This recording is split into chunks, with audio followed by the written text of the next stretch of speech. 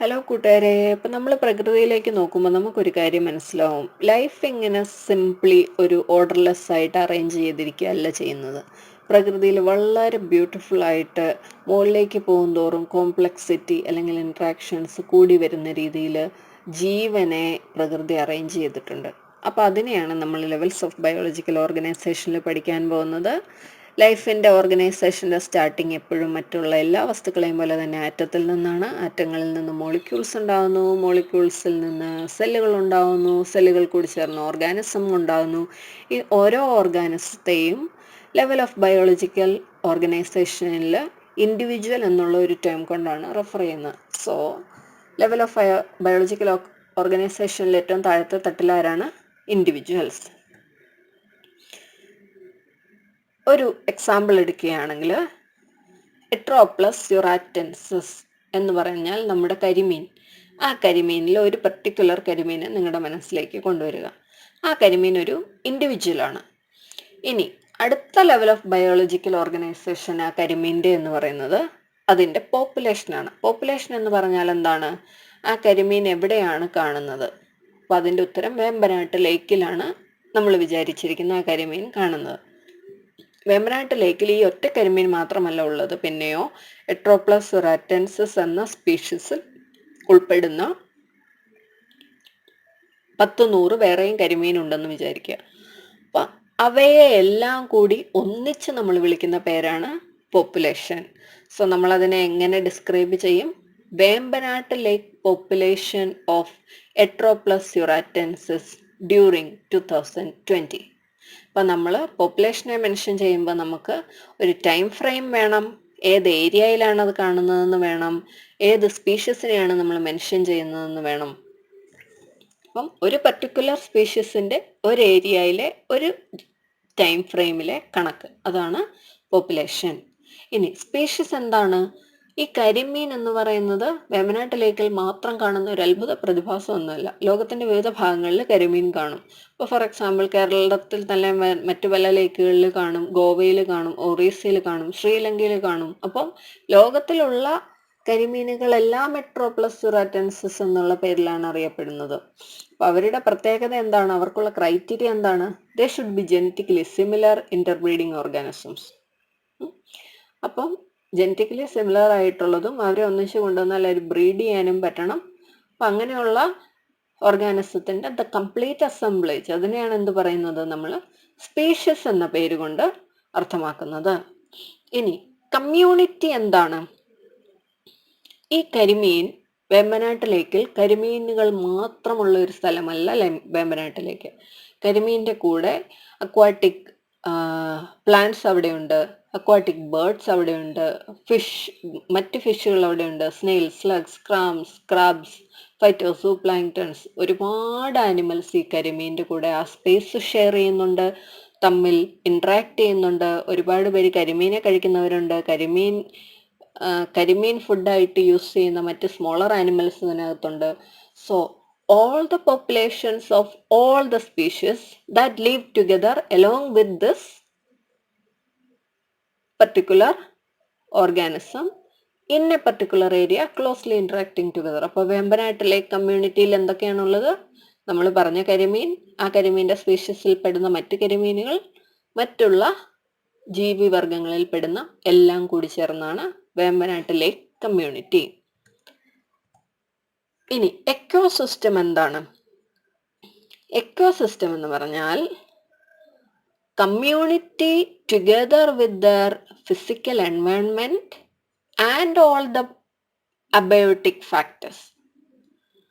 അപ്പോൾ കമ്മ്യൂണിറ്റിയിൽ നമ്മൾ എന്താ പറഞ്ഞ, അവിടെയുള്ള ക്ലോസ്ലി ഇൻട്രാക്ടിങ് ആയിട്ടുള്ള എല്ലാ ഓർഗാനിസങ്ങളും ചേരുന്നതാണ് കമ്മ്യൂണിറ്റി.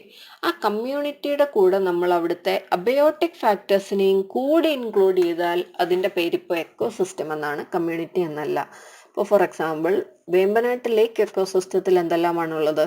നമ്മൾ കുറച്ച് മുന്നേ പറഞ്ഞ ലേക്ക് കമ്മ്യൂണിറ്റിയിൽ പെടുന്ന എല്ലാ ആളുകളുമുണ്ട്, പ്ലസ് ആ ലേക്കിലെ വാട്ടർ, സലൈനിറ്റി, അവിടുത്തെ മണ്ണിൻ്റെ പ്രത്യേകതകൾ, അവിടെ അവൈലബിൾ ആയിട്ടുള്ള സൺലൈറ്റ്, ആ വെള്ളത്തിലെ ഡിസോൾഡ് ഓക്സിജൻ്റെ അളവ്, അവിടെയുള്ള പൊല്യൂട്ടൻസ് എല്ലാം തന്നെ ഈ ജീവികളുടെ നിലനിൽപ്പിനെയോ അല്ലെങ്കിൽ അവരുടെ വംശവർദ്ധനവിനെയോ അവരുടെ എക്സ്റ്റിങ്ഷനെയോ ഏതെങ്കിലുമൊക്കെ ഒരു വിധത്തിൽ സ്വാധീനിക്കുന്നുണ്ട്. അപ്പോൾ അതെല്ലാം കൂടെ കൂടിച്ചേരുന്നതാണ് എന്ത്? എക്കോസിസ്റ്റം.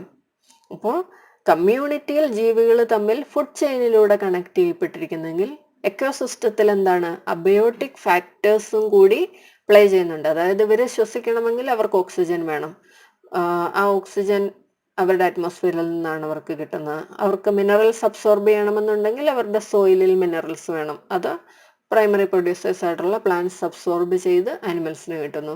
ഇനി പ്ലാന്റ്സ് ഫുഡ് പ്രൊഡ്യൂസ് ചെയ്യണമെന്നുണ്ടെങ്കിൽ അവർക്ക് സൺലൈറ്റ് വേണം. സൺലൈറ്റിൽ നിന്നും ഫുഡ് ഉണ്ടാക്കി അതാണ് ഹയർ ലെവൽ ഓഫ് ഓർഗാനിസത്തിന് കൊടുക്കുന്നത്. അപ്പോൾ ഒരു ഫ്ലോ ഓഫ് എനർജിയും ഫ്ലോ ഓഫ് ന്യൂട്രിയൻ്റ് ആൻഡ് മിനറൽസും എല്ലാം നടക്കുന്ന എവിടെയാണ്? ഒരു എക്കോസിസ്റ്റത്തിലാണ്.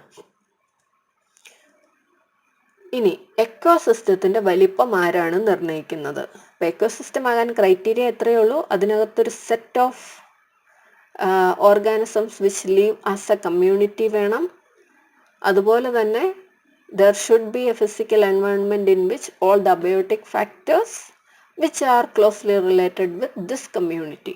അപ്പോൾ അത് ഒരു ടൈറ്റ് പൂള് പോലെ 1 മീറ്റർ നീളവും 1 മീറ്റർ ആഴവുമുള്ള ഒരു കൊച്ചു ടൈറ്റ് പൂളിനും ഒരു എക്കോസിസ്റ്റമായിട്ട് ഫങ്ഷൻ ചെയ്യാൻ പറ്റും. കാരണം എന്താണ്? ആ ടൈറ്റ് പൂളിന് മാത്രമായിട്ട് ജീവിക്കുന്ന ക്ലോസ് റിലേറ്റഡ് ആയിട്ട് ജീവിക്കുന്ന ജീവിവർഗങ്ങൾ അടങ്ങുന്ന ഒരു ടൈറ്റ് പൂൾ കമ്മ്യൂണിറ്റിയും അവിടെ നമുക്ക് കാണാം.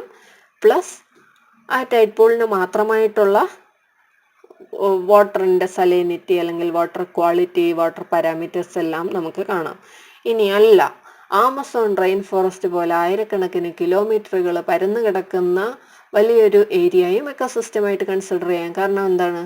അതിനകത്തും ക്ലോസ്ലി ഇൻട്രാക്ട് ചെയ്യുന്ന ആനിമൽസ് അടങ്ങുന്ന, പ്ലാന്റ്സ് അടങ്ങുന്ന ഒരു വലിയ ബയോട്ടിക് കമ്മ്യൂണിറ്റി ഉണ്ട്. പ്ലസ് അതിന് ന്യൂട്രിയൻസും മിനറൽസും കൊടുക്കുകയും എനർജി ഫ്ലോ സാധ്യമാകുകയും ചെയ്യുന്ന അബയോട്ടിക് ഫാക്ടേഴ്സിന്റെ വലിയൊരു സമുച്ചയവും ഉണ്ട്. അപ്പോൾ ഒരു എക്കോളജിസ്റ്റ് ആണ് തീരുമാനിക്കുന്നത് എൻ്റെ കമ്മ്യൂണിറ്റി അല്ല എൻ്റെ എക്കോസിസ്റ്റത്തിന്റെ, ഞാൻ പഠിക്കാൻ ആഗ്രഹിക്കുന്ന എക്കോസിസ്റ്റത്തിന്റെ സൈസ് എത്രയാണ് എന്നുള്ളത്. ഇനി അടുത്ത ടേം ബയോം എന്നുള്ളതാണ്. എന്താണ് ഈ ബയോം? ബയോം എന്ന് പറഞ്ഞാൽ ജോഗ്രഫിക്കലി കണക്റ്റഡ് ആവണമെന്ന് നിർബന്ധമൊന്നുമില്ല. ലോകത്തിന്റെ പല ഭാഗങ്ങളിലായിട്ടായിരിക്കും ഈ ഏരിയകൾ കിടക്കുന്നത്. പക്ഷേ അവയ്ക്ക് കോമൺ ആയി ചില കാര്യങ്ങൾ കാണും. അവരുടെ ക്ലൈമറ്റ്സ് കോമൺ ആയിരിക്കാം, അല്ലെങ്കിൽ അവിടെയുള്ള എക്കോസിസ്റ്റംസ് സിമിലാരിറ്റീസ് ഷെയർ ചെയ്യുന്നവയായിരിക്കാം, അല്ലെങ്കിൽ അവയിൽ കാണുന്ന ഓർഗാനിസംസിൻ്റെ മോർഫോളജിക്കൽ അഡാപ്റ്റേഷൻസിൽ സിമിലാരിറ്റി കാണും, അല്ലെങ്കിൽ അവരുടെ എൻവയോൺമെന്റൽ നീഡ്സിൽ സിമിലാരിറ്റി കാണും. കുറച്ചുകൂടെ സിമ്പിളായിട്ട് പറഞ്ഞാൽ ഫ്രഷ് വാട്ടർ ബയോം എന്നുള്ള ഒരു ടേം വരുമ്പോൾ നമ്മുടെ മനസ്സിലേക്ക് വരേണ്ടത് എന്താണ്? ലോകത്തിൻ്റെ വിവിധ ഭാഗങ്ങളിൽ ഫ്രഷ് വാട്ടർ ഉൾക്കൊള്ളുന്ന എല്ലാ റിസർവോയേഴ്സും ഫ്രഷ് വാട്ടർ ബയോമിൻ്റെ ഭാഗമാണ്. ഫ്രഷ് വാട്ടർ ബയോമിനകത്ത് ഉപ്പുരസമില്ലാത്ത വെള്ളം കിട്ടുന്ന ലോകത്തിലെ എല്ലാ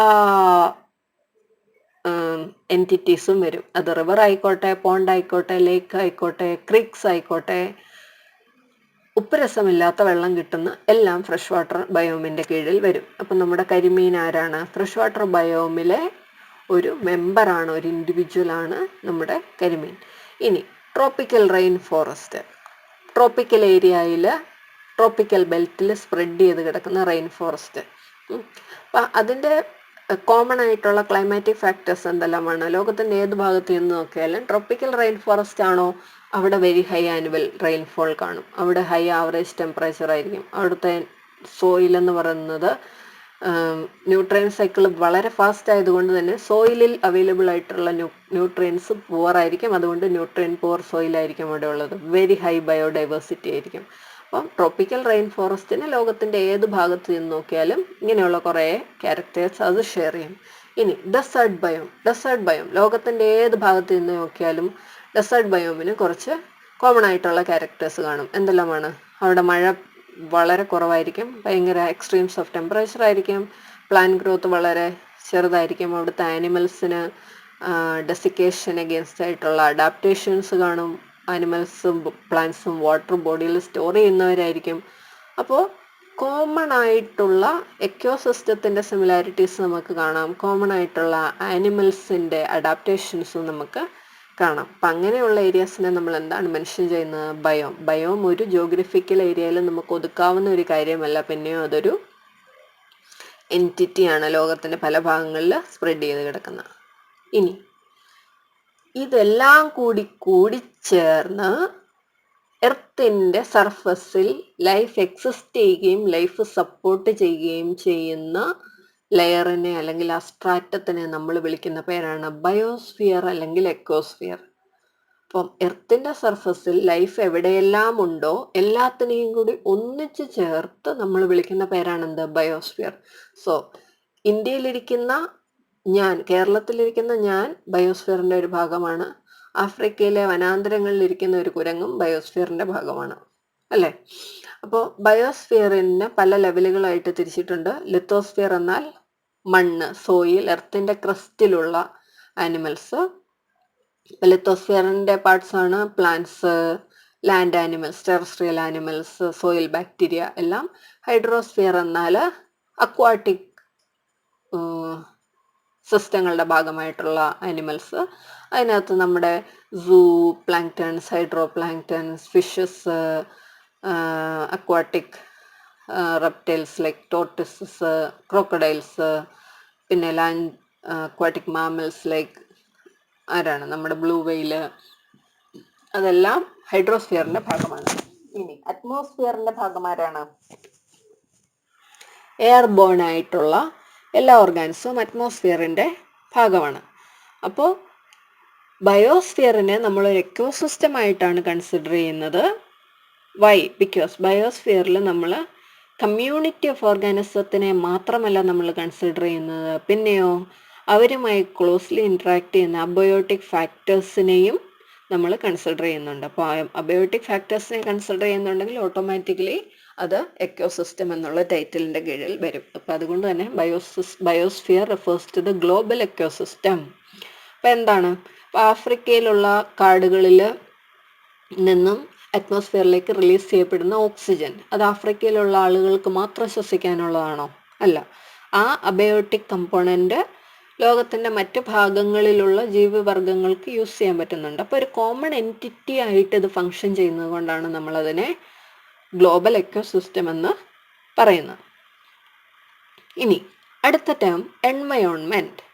എന്താണ് എൻവയോൺമെൻറ്റ്? എൻവയോൺമെൻറ്റ് എന്ന് പറഞ്ഞാൽ ഒരു ഓർഗാനിസം, ഇപ്പം നമ്മുടെ കരിമീൻ വിചാരിക്കുക, ആ ഓർഗാനിസത്തിനെ ചുറ്റിപ്പറ്റിയിരിക്കുന്ന physical, chemical, biotic, cultural factors that surrounds the organism in any way but not necessarily affecting it. ആ ഓർഗാനിസത്തിനെ ചുറ്റിപ്പറ്റിയിരിക്കുന്നതും എന്നാൽ അതിനെ ഇൻഫ്ലുവൻസ് ചെയ്യുമെന്ന് നിർബന്ധമില്ലാത്തതുമായ എല്ലാ കാര്യങ്ങളും അതിൻ്റെ എൻവയോൺമെൻറ്റിൽ പെടും. ഇപ്പം നിങ്ങൾക്ക് ഈ ചിത്രത്തിൽ ഒരു ടൈഡ് പൂള് കാണാം. ടൈഡ് പൂൾ എന്ന് പറഞ്ഞാൽ തിരയടിച്ച് കയറിയ വെള്ളം ഒറ്റപ്പെട്ട് പൂളായിട്ട് കിടക്കുന്നതാണ്. അപ്പോൾ ഈ ടൈഡ് പൂള് തൊട്ടപ്പുറത്ത് കടലാണ്, ഒരു വലിയൊരു എക്കോസിസ്റ്റം അവിടെയുണ്ട്. തൊട്ടിപ്പുറത്ത് ലാൻഡാണ്, ഒരു വലിയ എക്കോസിസ്റ്റം ഇപ്പുറത്തുണ്ട്.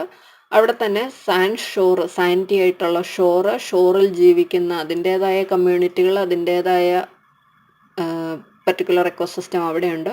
തൊട്ടിപ്പുറത്ത് നമുക്ക് കുറച്ച് ഗ്രാസ് കാണാം. ആ ഗ്രാസിന് അതിൻ്റേതായ ജീവിവർഗങ്ങളും അതിൻ്റേതായ അബയോട്ടിക് ഫാക്ടേഴ്സുമുണ്ട്. ഇതെല്ലാം ഉണ്ടെങ്കിലും, ഇതെല്ലാം അതിനെ ചുറ്റിപ്പറ്റിയിരിക്കുന്നെങ്കിലും ഈ ടൈഡ് പൂളിലുള്ള ഓർഗാനിസംസ് ആരെയാണ് ഡിപ്പെൻഡ് ചെയ്യുന്നത്? ആ ടൈഡ് പൂളിലുള്ള വാട്ടറിനെ, ആ ടൈഡ് പൂളിലുള്ള വാട്ടറിൻ്റെ സലൈനിറ്റിയെ, വാട്ടർ ക്വാളിറ്റിയെ, അതിനകത്ത് ഡിസോൾവ് ചെയ്തിരിക്കുന്ന ഓക്സിജനെ മാത്രമാണ് അതിനകത്തുള്ള ഓർഗാനിസംസ് ഇൻട്രാക്ട് ചെയ്യുന്നതും അവയെ അഫക്റ്റ് ചെയ്യുന്നതും. ഇപ്പോൾ വെളിയിൽ ഇത്രയും അടുത്ത് ഇവയെല്ലാം ഉണ്ടെങ്കിലും, ഒരു വലിയൊരു ലാർജ് മറൈൻ എക്കോസിസ്റ്റം അപ്പുറത്തുണ്ടെങ്കിലും ഒരു ലാൻഡ് എക്കോസിസ്റ്റം ഇപ്പുറത്തുണ്ടെങ്കിലും ടൈഡ് പൂൾ കമ്മ്യൂണിറ്റി ഇത് ആരെങ്കിലും അഫക്റ്റ് ചെയ്യുന്നുണ്ടോ? ഇല്ല. അപ്പോൾ ബാക്കി എല്ലാവരും ഈ കമ്മ്യൂണിറ്റിയുടെ അല്ലെങ്കിൽ ഈ ഒരു എക്കോസിസ്റ്റത്തിൻ്റെ എൻവയോൺമെൻ്റ് ആണ്. ബിക്കോസ് ഇതിനെ അഫക്റ്റ് ചെയ്യുന്നുണ്ട് എന്ന് നമുക്ക് പറയാൻ പറ്റുകയില്ല, പക്ഷെ അതുമായിട്ട് സറൗണ്ട് ചെയ്യുന്നുണ്ട്. അപ്പോൾ അതാണ് എൻവയോൺമെൻറ്റ് എന്നുള്ള ടേം. അപ്പോൾ ഈ എക്കോസിസ്റ്റം, എൻവയോൺമെൻറ്റ് നിങ്ങൾ വ്യക്തമായി വ്യത്യാസം മനസ്സിലാക്കിയിരിക്കുക. അപ്പം നമ്മൾ ഈ എൻവയൺമെൻറ്റിൻ്റെ കാറ്റഗറീസ് നമുക്ക് നോക്കുകയാണെങ്കിൽ നമുക്കറിയാം ടെറസ്ട്രിയൽ എൻവയൺമെൻറ്റ്. ഇപ്പം ഞാനെന്ന് പറയുന്ന ഒരു ഇൻഡിവിജ്വലിനെ ചുറ്റിപ്പറ്റി എന്തെല്ലാമാണുള്ളത്? എന്നെ ചുറ്റിപ്പറ്റി ഒരുപാട് പുൽമേടുകൾ കാണും, മരങ്ങൾ കാണും, ഡെസേർട്സ് കാണും. പക്ഷെ എന്നെ ഇതെല്ലാം ബാധിക്കുന്നുണ്ടോ? ഇല്ല. ബാധിക്കണമെന്ന് നിർബന്ധമില്ല. അതുപോലെ തന്നെ ഫ്രഷ് വാട്ടർ എൻവയൺമെൻറ്റിൽ ജീവിക്കുന്ന ഓർഗാനിസംസ്. ഇപ്പോൾ ഫ്രഷ് വാട്ടർ എൻവയൺമെൻറ്റിൽ എന്തെല്ലാമാണുള്ളത്? ലേക്സ് ഉണ്ട്, റിസർവോയർസ് ഉണ്ട്, സ്ട്രീംസ് ഉണ്ട്, റിവേഴ്സ് ഉണ്ട്. ഇതെല്ലാം ഫ്രഷ് വാട്ടറിൻ്റെ ഭാഗമാണ്. അപ്പോൾ ആ എൻവയൺമെൻറ്റിൽ ജീവിക്കുന്ന ഓർഗാനിസംസ്. ഇനി മറൈൻ എൻവയൺമെൻറ്റിൽ ഉള്ള ഓർഗാനിസംസ് ആരെല്ലാമാണ്? ഷാലോ വാട്ടേഴ്സിൽ ജീവിക്കുന്ന ആളുകൾ, ഡീപ്പർ വാട്ടേഴ്സിൽ ജീവിക്കുന്ന ആളുകൾ.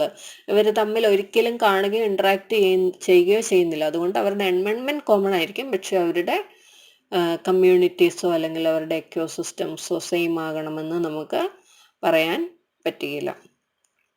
ഇതാണ് നമ്മൾ ഇന്ന് പഠിച്ചത്. നമ്മൾ എന്താണ് പഠിച്ചത്?